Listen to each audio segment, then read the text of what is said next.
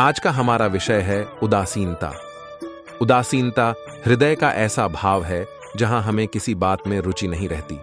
हम कोई कार्य करने के लिए उत्साहित नहीं होते। उदासीनता जब एक सीमा से बढ़ जाती है तो मन का रोग बन जाती है। मनुष्य जीवन से अधिक मृत्यु को पसंद करने लगता है। हम सब जीवन में कभी ना कभी उदासीनता का अनुभव अवश्य करते हैं। मन निराशा से भर जाता है और हम कार्य का त्याग कर बैठते हैं। अधिकतर हमारी उदासीनता कुछ समय के लिए ही होती है, इसीलिए उसे होने वाली हानि को हम पहचान नहीं पाते। किंतु उदासीनता धीरे धीरे आदत का रूप धारण कर लेती है और हम बार बार उदासीनता के कारण हाथ में लिए कार्य अधूरे छोड़ देते हैं। क्या हमारे सबके साथ ऐसा नहीं होता? तो वास्तव में उदासीनता क्या है? इसका जन्म कहां से होता है? इससे छूटने का उपाय क्या है? उदासीनता वास्तव में मां की ऐसी स्थिति का नाम है जब हमें अपनी तकलीफों, अपनी कठिनाइयों का कारण बाहर दिखाई देता है। हम कहते हैं कि समाज बुरा है, नौकर या स्वामी गलत है, पति या पत्नी का बर्ताव अनुचित है, जीवन की परिस्थितियां प्रतिकूल है, वक्त हमारा साथ नहीं दे रहा, वगैरह वगैरह। और जब दुख का कारण बाहर होता है तो उसको बदलने का हमारे पास कोई मार्ग नहीं होता। क्या यह सत्य नहीं? हम समय को किस प्रकार बदल सकते हैं, परिस्थितियों में कैसे परिवर्तन ला सकते हैं हम, अर्थात हम स्वयं को निस्सहाय मानने लगते हैं और वहीं से उदासीनता का जन्म होता है। क्या यह सत्य नहीं? प्रश्न यह है कि क्या हमारी सारी दुविधाओं का कारण बाहर है या स्वयं हमारे भीतर है? क्या हमारी सारी विपत्तियां, हमारे बुरे हालात क्या दूसरों के कारण है? क्या हमारा परिवार हमारा शत्रु है? क्या समाज दुश्मन है? या हमारी परिस्थितियां हम स्वयं निर्मित करते हैं? विचार कीजिए। पतझड़ में पत्ते गिरा देने वाली ठंड क्या वृक्ष के साथ दुश्मनी कर रही है? नहीं। ऋतुचक्र तो अपना कार्य करता है, उसे पेड़ के साथ ना तो दुश्मनी है ना दोस्ती। ऋतुचक्र के अनुकूल हो जाना वृक्ष का कर्तव्य है। ठीक वैसे ही समाज कभी किसी व्यक्ति का ना मित्र होता है ना शत्रु। समाज को जिससे लाभ मिलता है, समाज उसका मित्र बन जाता है। अर्थात समाज प्रतिकूल तब बनता है जब हम समाज के प्रतिकूल बनते हैं। वैसा ही व्यक्तियों के बीच में भी होता है। हम जिसे प्रेम करते हैं वह हमें प्रेम देता है, हम जिसे लाभ देते हैं वह हमें लाभ देता है। हमारे हालात बदलने के लिए हमें स्वयं अपने आप में परिवर्तन करना पड़ता है। इतना समझ लेने पर स्वयं में परिवर्तन करना कठिन नहीं, अर्थात जीवन में उदासीनता का कोई कारण ही नहीं। केवल अपने आप में परिवर्तन करना पर्याप्त है। अवश्य विचार कीजिएगा, चिंतन कीजिएगा, मनन कीजिएगा। मनुष्य की सबसे बड़ी दुर्बलता क्या होती है? सोचिए। धन, प्रेम, अहंकार। मनुष्य की सबसे बड़ी दुर्बलता होती है उसके रहस्य। चाहे आप कितने भी शक्तिशाली क्यों ना हो, कितने भी प्रबल क्यों ना हो, परंतु उसके रहस्य उसके नाश की छाबी होती है। इसलिए यदि प्रबल रहना है, शक्तिशाली रहना है, समर्थ रहना है, तो अपने रहस्य को किसी को भी ना बताएं, ना मित्र को और ना ही शत्रु को, क्योंकि समय पड़ने पर कब कौन शत्रु हो जाए ऐसा कहना संभव नहीं। विभीषण को रावण के अमृत कुंड का झांक था, इसीलिए प्रभु श्री राम रावण का वध करने में सफल हो सके। इसलिए उचित यही है कि आप अपने रहस्य को स्वयं तक की सीमित रखें। मनुष्य का मन बड़ा विचित्र होता है, कल्पना में ही विकास करता है। संपन्न भविष्य का सपना देखा है और कल्पना में जो नहीं हुआ उससे भय खाता है, और भय मनुष्य का सबसे बड़ा शत्रु है। हमारे भविष्य के मार्ग में, हमारे आनंद के मार्ग में सबसे बड़ी बाधा है। अब आप लोग मुझसे पूछेंगे कि इसका तोड़ क्या है, भय से मुक्ति कैसे पाई जाए? तो यह प्रश्न आप स्वयं से पूछिए। तनिक सोचिए, जब आप एक सुंदर भविष्य की कामना करते हैं तो उसे पाने के लिए आप परिश्रम करते हैं ना? ठीक उसी प्रकार भय से मुक्ति पाने के लिए आप उससे लड़ जाए और उसका निवारण आपको स्वतः ही मिल जाएगा। इसलिए जब भी भय आपको सताए तो उससे भागे नहीं, उससे घबराएं नहीं, क्योंकि भय का काम ही होता है आपको भयभीत करना। इसलिए जब भी भय आप पर आक्रमण करे तो आप भी उस पर पहले ही आक्रमण कर दें। हम सब मित्रों के साथ रहना चाहते हैं। क्यों? क्योंकि हमें जीवन में आनंद पाना है, जीवन में आगे बढ़ाना है, स्वयं को संपन्न देखना है। और यदि किसी से पूछेंगे कि जीवन में सफलता पाने के लिए सबसे अधिक आवश्यकता किसकी होती है, तो हर एक आपको लगभग एक ही उत्तर देगा। सफलता प्राप्त करने के लिए आपको सच्चे मित्रों की आवश्यकता होती है। परंतु यदि आपको और अधिक सफल होना है तो केवल मित्रों की नहीं, शत्रु की अधिक आवश्यकता है। अब आप कहेंगे, ये मैंने कैसी बात कही दी? तनिक स्वयं सोचिए। जब भी संकट आता है तो मित्र क्या करते हैं? आपकी सहायता करने के लिए आपके साथ खड़े हो जाते हैं, और संकट के समय में शत्रु और बड़ा संकट बनकर हमारे समक्ष खड़े हो जाते हैं। मित्र हमें सहायता देते हैं, अपनी शक्ति देते हैं, परंतु शत्रु आपके भीतर छिपी शक्ति को बाहर लाता है, आपको और अधिक बलवान बनाता है। संगति या साथ। मित्र और साथी मनुष्य के व्यक्तित्व के लिए सबसे महत्वपूर्ण होते हैं। अब आप कहेंगे, यह कैसे? मनुष्य अवश्य अपने व्यक्तित्व के लिए उत्तरदायी होता है, परंतु मनुष्य संगति में ना चाहते हुए भी उसका व्यक्तित्व संगत की भांति हो जाता है। इन पत्रों को देख रहे हैं, मध्य में जल रखा है, इसमें दूध और इसमें मालिन कीचड़ रखा है। यदि मैं इस जल को दूध में मिलता हूं तो यह चल दूध बन जाता है, और यदि इसी जल को इस मलिन कीचड़ में मिला ताहू तो क्या हुआ? यह जल कीचड़ बन गया।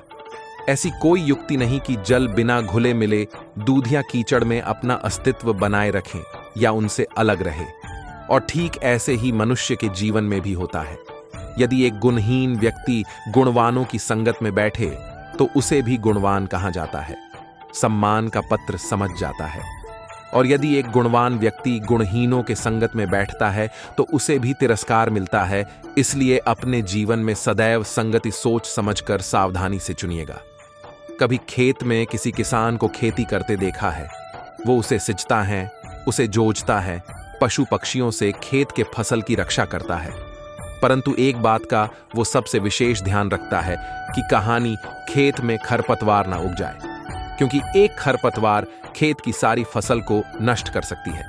ठीक उसी प्रकार यदि वंश की कोई संतान खोटी निकल जाती है तो संपूर्ण वंश का सर्वनाश कर देती है। इसीलिए संतान के लालन पालन पर विशेष ध्यान देना आवश्यक होता है, क्योंकि संतान वह फसल होती है जो वंश के आने वाले समय को सम्मान बना सकती है या फिर वंश का पतन भी कर सकती है। मनुष्य भी बड़ा विचित्र प्राणी है।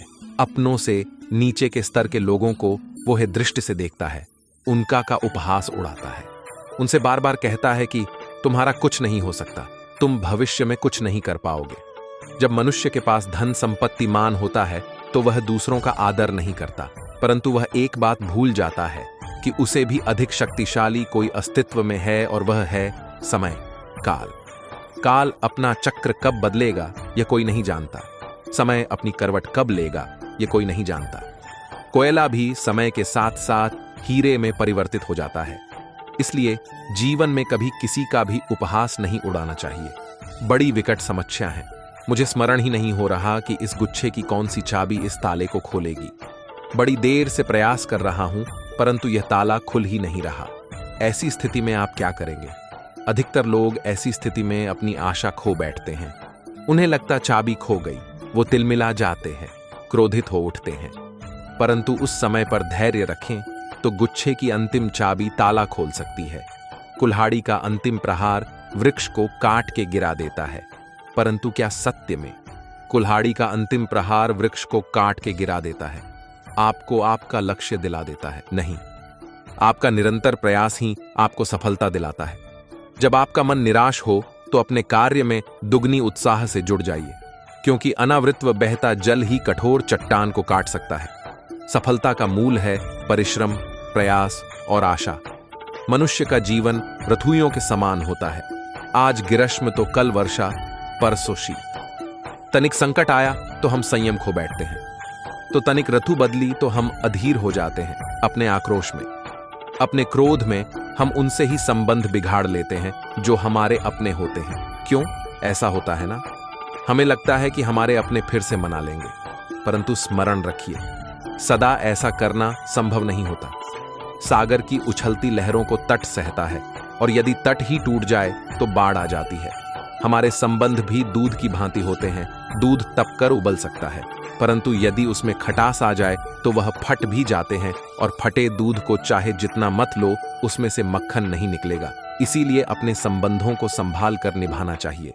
कभी चुंबक को देखा है, कैसे वह लोहे की ओर आकर्षित होता है और कैसे वह लोहे को अपनी ओर आकर्षित करता है, क्योंकि उसके स्वभाव में ही आकर्षक है।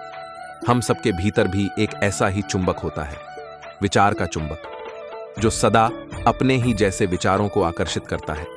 हम जो बोलते हैं वही काटते हैं, उसी प्रकार हम जैसा सोचते हैं वैसा ही पाते हैं। साधु ईश्वर का नाम जपता है तो उसे ईश्वर मिल जाता है, अर्थात फल हमारी सोच पर निर्भर करता है। वॉस की बूंद और यदि केले की पत्ते पर गिरे तो वो कपूर बन जाती है, सिक में गिरे तो मोती, और यदि विस्तर के मुख में मिले तो विष।